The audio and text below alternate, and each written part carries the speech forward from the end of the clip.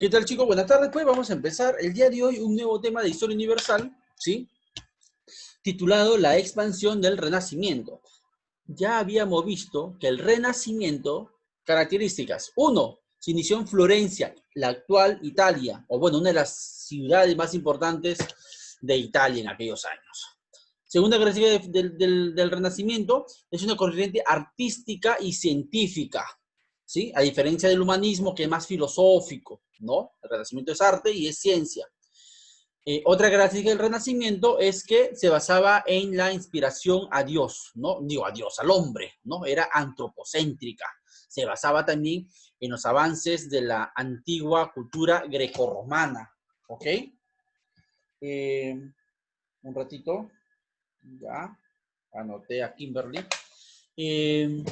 Entonces, eso es el Renacimiento básicamente, ¿no? El arte y la ciencia inspirada en la razón, en la humanidad, ya no tanto en Dios. Se inició en Florencia ya por los años 1400, es decir, el siglo XV, ¿no? Y puso las bases para el cambio paulatino de la mentalidad del ser humano, ¿ok? Ahora vamos a ver pues el Renacimiento fuera de Florencia, fuera de Italia. Mira, el Renacimiento era sinónimo de modernidad frente al antiguo régimen, frente a la época de la Edad Media, donde era catalogado en aquellos años como que lo pasado, lo antiguo. En cambio, ser renacentista y que tu ciudad o que tu reino se inspirara en el Renacimiento, tuviera obras del Renacimiento, se pensara con esas ideas del Renacimiento, te daba un estatus de potencia, de modernidad. Así que no tardó mucho en que el Renacimiento, que reitero nació en la actual Italia, se expanda fuera de este país. ¿Ok? Hay que aclarar, sin embargo, que por aquellos años no existía el Reino de Italia, tal cual hoy ya te imaginarás que es un solo estado. Italia estaba dividido en varios principados, ciudades autónomas, ducados. Era un crisol político, no había unidad. Es como que Sepiura, Tumbes, Lambayeque que tuvieran su propia autoridad, pero formaban parte del Perú. Algo así, imagínate, ¿ya? El próximo año, en tercero, vamos a ver la unificación recién de Italia, con un tal Garibaldi y Víctor Manuel III. Bueno, volviendo a este tema de Italia, ¿no? Y su expansión del Renacimiento. ¿Cómo se expande? No es que vayan a conquistar, no es que los de Florencia conquistan, no tiene nada que ver con guerras, sino que los reyes de los países vecinos comienzan a copiar el arte, el arte florentino, el arte renacentista. Pero ¿cómo se lo van a copiar?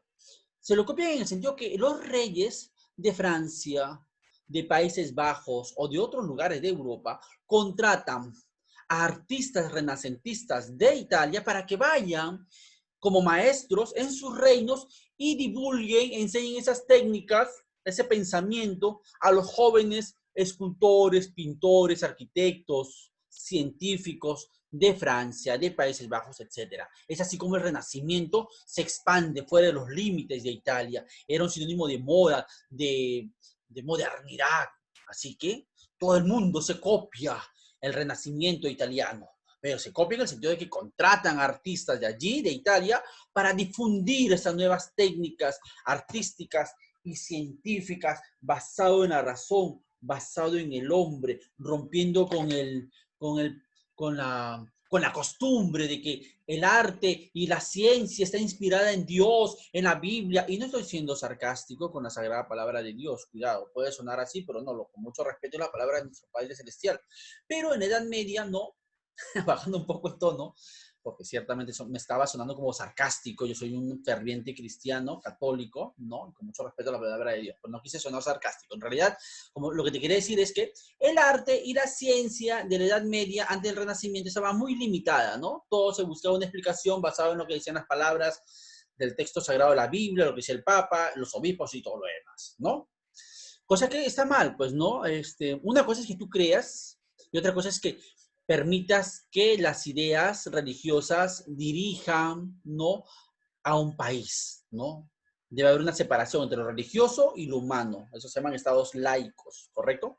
Entonces, pues, volviendo al tema esto de la expansión del Renacimiento, vamos a ver brevemente los tres principales países que se copiaron el Renacimiento italiano. Uno de ellos fue el reino de Francia. En aquellos años gobernaba en Francia un rey, que lo vamos a estudiar mucho cuando veamos el absolutismo del siglo XV y XVI, un rey llamado Francisco I en Francia, Francisco I.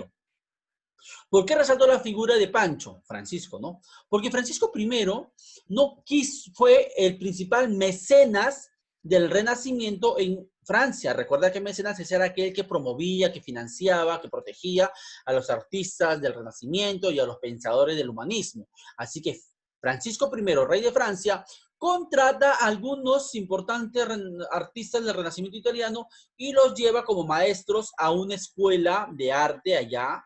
Una escuela es impresionante. Te invito a que veas las imágenes en internet. Yo te prometo que la próxima semana voy a comenzar a retomar el compartir algunas imágenes. Si lo he dejado de hacer es porque el tiempo se me va y después se demora en colgarle el video, ¿no? Pero te invito, busca la escuela de Fontainebleau en Francia. La escuela de Fontainebleau, que hasta el día de hoy perdura, en su momento fue como una universidad de artistas renacentistas, ¿no? Para ello, Francisco I, reitero, el gran mecenas francés, que era rey, no era cualquier cosa, el rey de Francia, contrató artistas del Renacimiento para que plasmaran sus ideas, ¿no? Sus técnicas de arte, ¿no? Y ahí se surgieron grandes escultores y pintores, ¿no? Por último, en Francia, lo que más destaca de su Renacimiento es los temas de los retratos, ¿no? En Francia, en lo que se respecta a la pintura, eran los retratos, ¿sí? En aquellos tiempos no había fotografía, ¿no? Y tu rostro es importante que alguien te retrate. Eso es lo más destacable o lo más característico del Renacimiento francés. Luego pasemos a otro país que se llama Países Bajos o Netherlands. Por favor, no es lo mismo Holanda, no vale decir Holanda, ¿sí?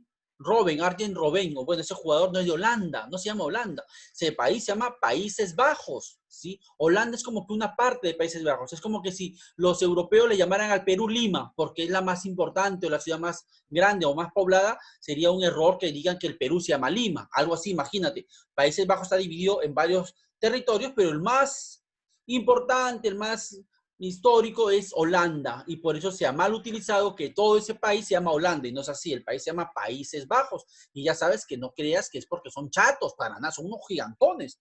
Se llama Países Bajos porque en algunas regiones de este territorio está por debajo del nivel del mar, o sea, el océano está acá y los podría fácilmente inundar sus ciudades, pero los neerlandeses construyeron diques para evitar que el agua se les venga encima, ¿ok? Por eso se llama Países Bajos, porque están debajo del nivel del mar. Pero no toda Holanda tampoco, hay lugares que están por encima del nivel del mar, pero hay lugares que estaban debajo. Por eso se le llamaba los Países Bajos, ¿ok?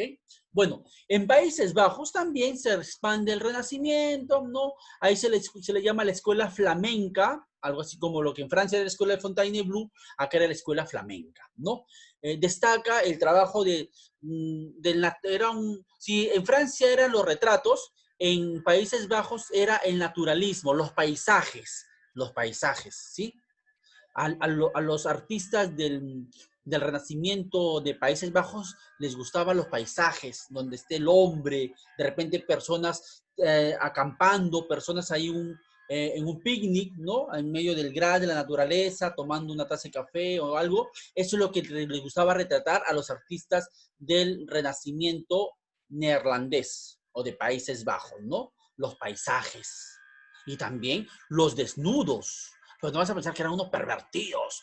Dibujaban así a los hombres y a las mujeres también desnudas, así como en traje de Adán y Eva, así, calatitos. Pero no en un contexto así como Raí, que de aquí va a buscar, ¿no? El arte neerlandés para ver a los calatos y las calatas, no. Era con un tema de la proporcionalidad, de la exactitud, de la belleza del cuerpo humano. Y mira cómo han cambiado los cánones de belleza, ¿no? En aquellos años no es raro ver que los pintores retrataban o pintaban a mujeres con algunos kilitos de más. En aquellos tiempos, ¿no? La belleza de una mujer, preferían ellos una mujer gordita que una mujer flaca. Y 500 años después se han invertido. Los hombres prefieren flacas que gordas, ¿no? Bueno, son gustos, no hay que discutir eso, son gustos. Y recuerden, por último, que la belleza no está en tus kilos, está en tu belleza interior, en que seas una persona noble, una persona amable, una persona educada. Eso debe llamar la atención a un chico o a una chica inteligente. El chico y la chica inteligente que se fija en la carita bonita, en el cuerpo esbelto, es un tonto, ¿no? Porque eso no te hace valioso. La belleza física se deteriora. Mírame a mí, yo era bien guapo y ahora me estoy poniendo viejo, pelado, arrugado. La belleza se va, la belleza física se extingue. Pero la belleza de acá, del interior, nunca se va a acabar. Y eso es lo que tú debes de buscar. Punto y aparte. Entonces estábamos en el Renacimiento de Países Bajos y por último otro lugar donde se expande el Renacimiento en Europa es en Alemania, aunque en esos años tampoco existía Alemania, así como no existía Italia en el sentido que no existía un reino unificado, Alemania también estaba dividido en varios reinos germánicos, ¿no? Eso también lo estudiaremos el próximo año, la unificación alemana, ¿no? Con Otto von Bismarck. Wow, alucinante, en Prusia.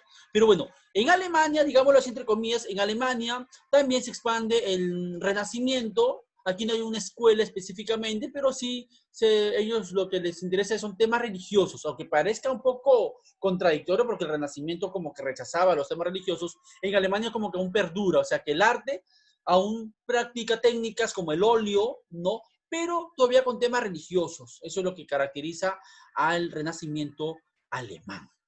Punto y aparte de lo que es el arte, ya dije que el Renacimiento es ciencia. Y el Renacimiento científico, en estos años, en el siglo XV y el siglo XVI, lo que comienza a surgir es grandes científicos, que tú solamente los has visto en geografía o en biología o en matemáticas, supongo, ¿no? Uno de ellos es, por ejemplo, en la medicina. Cuando hablamos de medicina, si tu mamá o tu papá es médico, es un respeto, de hecho, sea de paso por todo lo que estamos pasando, los médicos y el personal en general, que están enfrentando el COVID, es muy, muy loable su labor, pero tus papás, pregúntales en qué cuando hicieron, si son médicos, el famoso juramento hipocrático, porque Hipócrates es el padre de la medicina, y por esos años todavía sigue siendo una eminencia Hipócrates, ¿ya? Pero por esos años del Renacimiento comienza a surgir una nueva figura, un nuevo paradigma del estudio de la anatomía humana, de la medicina. Se llamó Andrea Vesalio, como que desplaza poco a poco a quien antes era el más de la medicina, Hipócrates. Comienza a ser opacado por Andrea Vesalio. Es algo así como el padre de la medicina moderna, mientras que Hipócrates quedó como que el padre de la medicina antigua. Este es Andrea Vesalio. Otro importante personaje, tú lo has escuchado en geografía, a Nicolás Copérnico, también surge con estos años, igual que Galileo Galilei. Y esos tipos eran astrónomos. Ellos plantean, primero Copérnico, plantean de que el Sol está en el centro y que la Tierra y todos los demás astros, como Júpiter, Plutón, no, Plutón no es un planeta, es un planetoide. Bueno, todos los demás planetas, los 8 planetas, desde Mercurio hasta Júpiter, Saturno, Neptuno, se trasladan alrededor del Sol. Esa es la famosa teoría heliocéntrica, ¿sí?